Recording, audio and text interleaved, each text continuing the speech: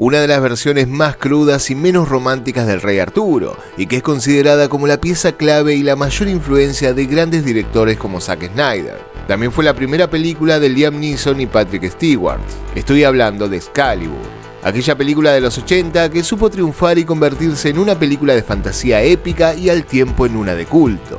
Así es que en este video estaremos recordando su historia, conociendo cómo se hizo y develando algunas curiosidades que pocos conocen. Mi nombre es Diego y sean bienvenidos al canal del Hood. Sin más que decir, empecemos.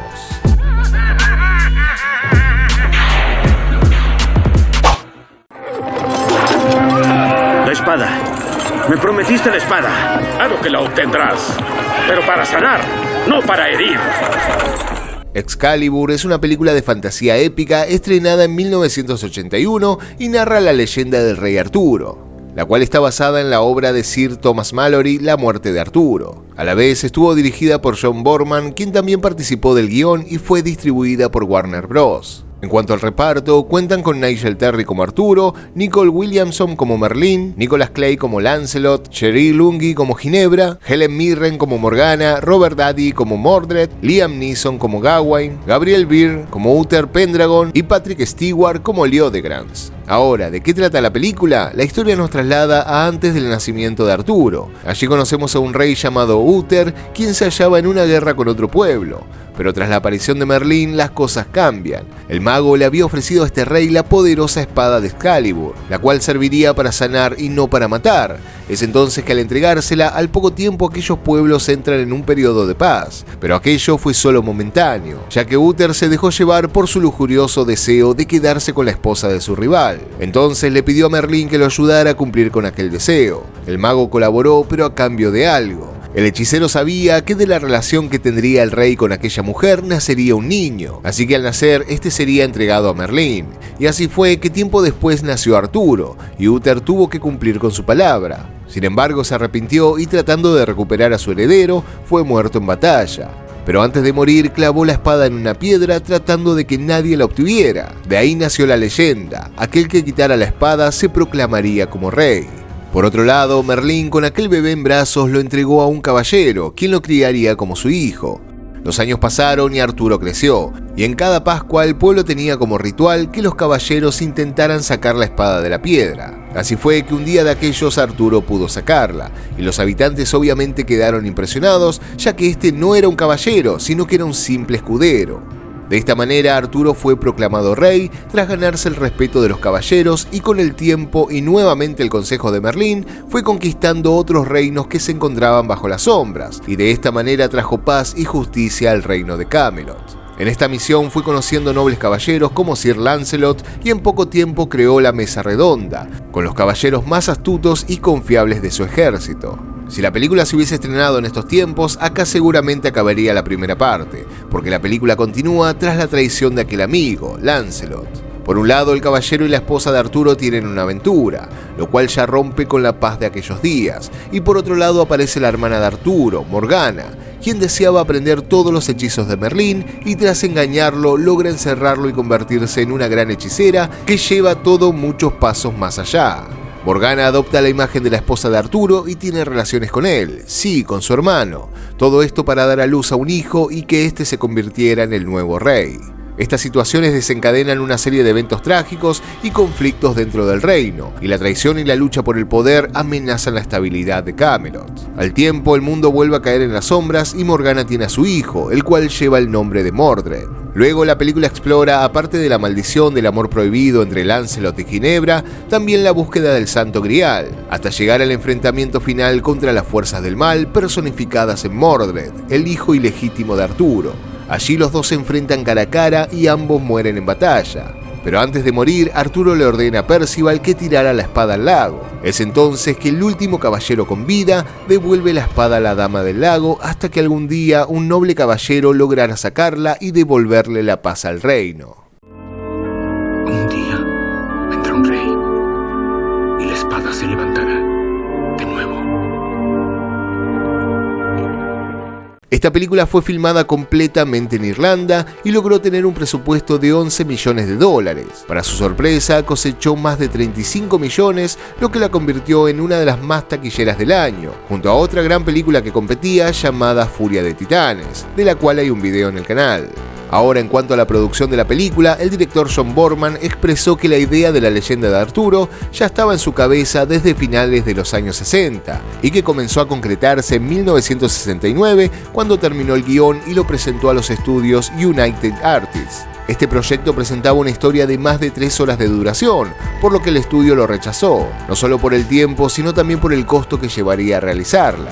Pero a cambio de esto, el estudio le ofreció al director la posibilidad de dirigir nada más y nada menos que El Señor de los Anillos del gran Tolkien. Pero al tiempo esta idea fracasó cuando Boorman intentó adaptar las 3 partes de la historia del libro en una sola película. Como dato de color, la película igualmente se llevó a cabo, pero con Ralph Bakshi a la cabeza. My name is Aragorn, son of Arathorn. Pero tras este proyecto fallido, John retomó con la idea de la leyenda de Arturo, y tras negociar con varios estudios, consiguió que Orion Studios se interesara en el proyecto. Al principio, la película se iba a llamar Merlín, pero debido a que la cadena CBS tenía un programa con ese nombre, se propuso el título de Caballeros. Pero esto tampoco se pudo, ya que el director Ridley Scott tenía registrado el título para una futura película. Y no fue hasta que comenzó el rodaje de la película que recién se la llamó Excalibur. Nadie empuñará Excalibur, solo yo. En cuanto al casting, el director realizó algo que poco se ve hoy en día. Este decidió que quería actores que no fueran conocidos, ya que lo que le importaba era la historia y no hacer chapa con celebridades. Dentro de aquellos que fueron contemplados para la película estuvo Sean Connery, quien iba a ser de Arturo, pero finalmente no quedó seleccionado. Para los papeles de Merlín y Morgana se eligió a Nicole Williamson y Helen Mirren, sabiendo que no se llevaban para nada bien. Pero esto serviría ya que ambos personajes eran antagonistas en la historia, entonces aquella tensión entre ellos se manifestaría durante la filmación y mejoraría su actuación. Y si bien esto fue efectivo, también sirvió para limar asperezas y finalizaron la película siendo buenos amigos. ¡Eres un tonto! Creíste que me atraparías. Tú estás atrapado en el mismo hechizo que usaste para engañar a mi madre. Y como les mencionaba antes, esta película fue filmada completamente en Irlanda. Esto debido a que el director ya conocía el lugar tras filmar la película Sardos en 1974. También contaron con algunas secuencias de estudio donde el montaje de la escenografía fue impresionante y algunas se trasladaron al exterior. Y este montaje era tan real que el director contó que algunos turistas pasaban por allí y se tomaban fotos creyendo que era real. Como otro dato curioso, en los días de rodaje la lluvia no cesaba, pero a la vez resultó beneficioso ya que contaron con una gran exuberancia de vegetación durante toda la producción. La mayoría de las escenas del bosque y la espada Excalibur se iluminaron específicamente con luces verdes para dar la impresión del halo mágico. Excalibur, solicito tu poder. También contaron con días muy fríos, lo que hizo que varias escenas realmente nos encontráramos con los actores temblando. Una en particular fue cuando Arturo es nombrado caballero, pero los que recibieron la peor parte fueron los actores que interpretaron a Lancelot y Ginebra, específicamente en aquella escena donde estaban desnudos teniendo relaciones. No solo los incomodó el frío, sino también los insectos. También, como verán, la película cuenta con varias escenas nocturnas, y específicamente la parte inicial tuvo que ser grabada varias veces, lo que molestó a la mayoría de los actores. Una de estas veces fue por un error de un camarógrafo con el medidor de exposición, lo que hizo que estuvieran grabando y no se viera nada. Luego de esto, este operador tuvo una crisis nerviosa y acabó renunciando. Y anécdotas de camarógrafos, esta película dejó varias, como también aquel operador que dejó por varios días una cámara encendida apuntando a una oveja muerta. Todo esto para captar cómo un cuervo se comía su ojo. El vestuario estuvo a cargo de Bob Ridwood, quien diseñó las armaduras con aluminio, por lo que brillan muchísimo, y contó también con la colaboración de Terry English, quien años después sería el encargado de hacer los trajes para Aliens el Regreso. En cuanto a la armadura que se construyó para Morgana, aún la guarda el director en su casa, y en su testamento dejó escrito que tras su muerte sea entregada a Helen Mirren. Dime, Merlín, ¿hemos derrotado al mal?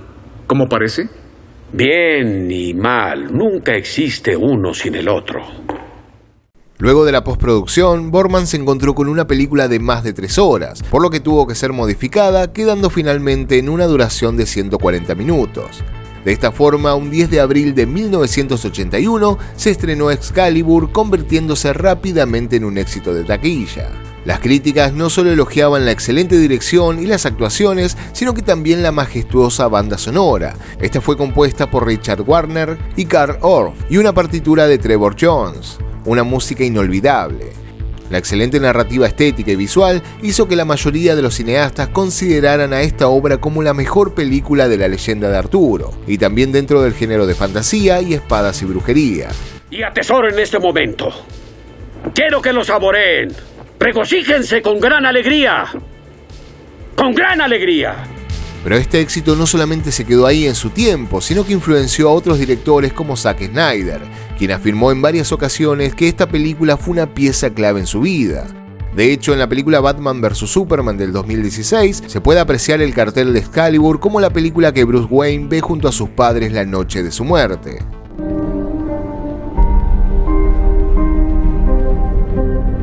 De más está decir que cosechó varios premios y nominaciones, como un Oscar a Mejor Fotografía, pero aunque no logró hacerse del premio de la Academia, el director recibió un premio especial por su contribución artística. Pero así como fue alabada por algunos, también fue criticada por otros, quienes la consideraron una película satánica. Esto debido a que el director había expresado que la historia de fondo trataba sobre la llegada del hombre cristiano y la desaparición de las antiguas religiones que estaban representadas por Merlín.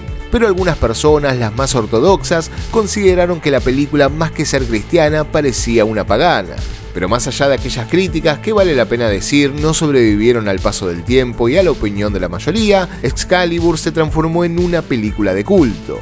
Gracias a su impresionante estética visual, sus escenas llenas de simbolismo, combinados con la magia, la mitología y la historia que recrea el mundo mítico de Arturo y sus caballeros, la convirtieron en una película épica. ¿Eres solo un sueño, Merlín? Un sueño para unos, Arturo. ¡Una pesadilla para otros! En lo personal, considero que es una película para todas las generaciones y que aún conserva su magia de embarcarnos en un emocionante viaje lleno de batallas, amores prohibidos y la lucha entre el bien y el mal en el reino de Camelot. Pero bueno amigos, ahora díganme si recuerdan esta película, si la conocían y qué impresiones tienen de ella. Y también déjenme sus recomendaciones para futuras películas que quieran que estemos recordando y descubriendo cómo se hicieron. Y si les gustó el video, no se olviden de dejar su like, que me dan una mano gigante para seguir subiendo más contenido como este. Por mi parte, muchísimas gracias por haber llegado hasta el final y nos vemos en un próximo video. Chao.